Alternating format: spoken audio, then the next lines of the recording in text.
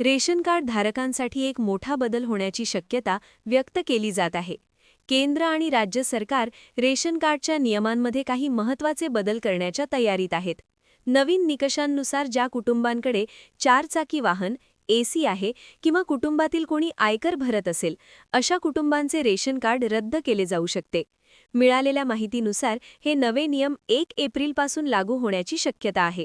या बदलांमुळे देशभरातील सुमारे 70 लाख रेशन कार्ड धारकांवर परिणाम होऊ शकतो. आर्थिकदृष्ट्या सक्षम असलेल्या कुटुंबांची नावे रेशन कार्ड यादीतून काढून टाकण्याचा सरकारचा विचार आहे. सरकारच्या म्हणण्यानुसार रेशन कार्ड योजनांचा लाभ खऱ्या अर्थाने गरजू आणि आर्थिकदृष्ट्या दुर्बल घटकांपर्यंत पोहोचावा, यासाठी ही कडक पावले उचलली जात आहेत. त्यामुळे 1 एप्रिलपासून रेशन कार्ड धारकांची कडक तपासणी केली जाणार आहे. जर तपासणीत एखाद्या कुटुंबाकडे चारचाकी वाहन, एसी किंवा आयकर भरणारा सदस्य असल्याचे आढळले, तर त्या कुटुंबाचे रेशन कार्ड कायमचे बंद होण्याची शक्यता आहे.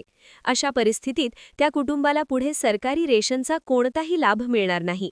दरम्यान देशभरात सुमारे 70 लाख रेशन कार्ड रद्द होऊ शकतात, असा अंदाजही व्यक्त केला जात आहे.